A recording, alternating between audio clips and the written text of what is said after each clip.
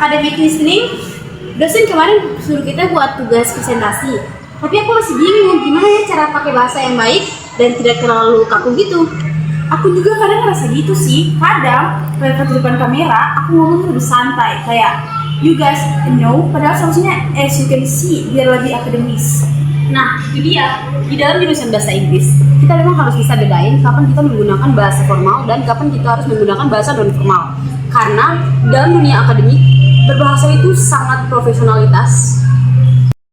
Berarti sama aja kayak bahasa Indonesia ya, jadi ada bahasa formal dan juga non formal. Jadi kalau kita lagi santai kayak gini, kita bisa pakai bahasa non formal. Tapi kalau kita lagi di kelas atau lagi presentasi, kita harus menggunakan bahasa formal. Tuh. Betul banget, ragam bahasa itu penting supaya pesan kita bisa tersampaikan dengan baik. Misalnya nih kita menulis research paper, kita nggak boleh menggunakan bahasa singkatan atau bahasa gaul, harus menggunakan bahasa akademik biar terstruktur. Selain rangka bahasa, diksi juga penting. Pilihan katanya harus tepat dan sesuai konteks. Misalnya, kalau kita mau memberikan kritik, kita harus menggunakan kalimat yang sopan. Misalnya, jangan langsung bilang that's wrong. Kita bisa bilang I think there's a better way to explain it. Iya, aku pernah ingat bahwa dosen kita pernah bilang cara memilih diksi yang baik dan benar itu dapat menentukan karakter si penulis dan pembicara. Nah, jadi bukan grammar aja yang penting, tapi kesopanan juga lebih penting.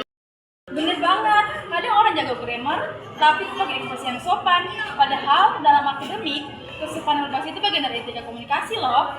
Jangan lupa soal ejaan juga, baik itu bahasa Indonesia maupun bahasa Inggris.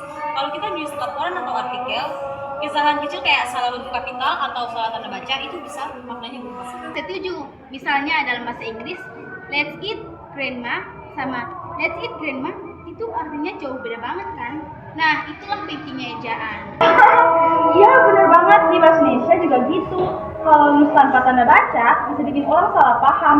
Makanya dalam tugas video ini kita juga harus memperhatikan teks narasi, judul dan subtitle biar sesuai dengan pedoman umum ejaan bahasa Indonesia. Apalagi nanti video ini kan untuk UTS, dosen pasti menilai dari segi bahasa, ejaan, dan kesesuaian dan tema.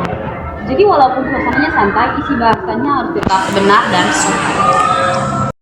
Kesimpulannya, di dalam bikin bahasa Inggris, penggunaan bahasa dan lingkungan akademik itu gak cuma soal kemampuan berbicara dalam bahasa asing, tapi juga bagaimana kita bisa berbicara dengan dalam bahasa, diksi, dan ejaan, menyesuaikan dengan konteks.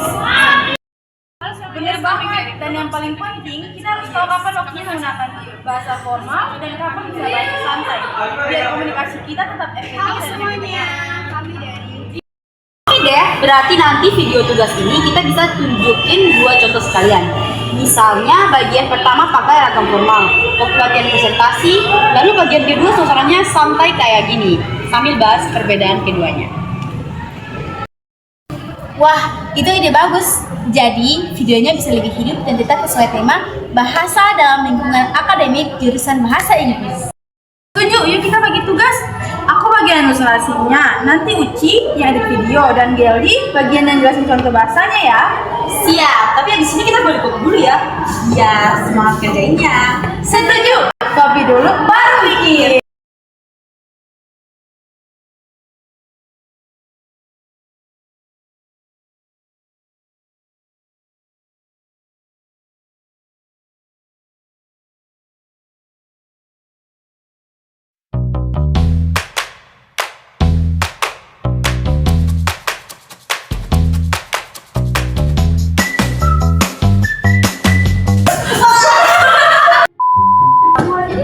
Bicara, tadi sudah loh. Baru.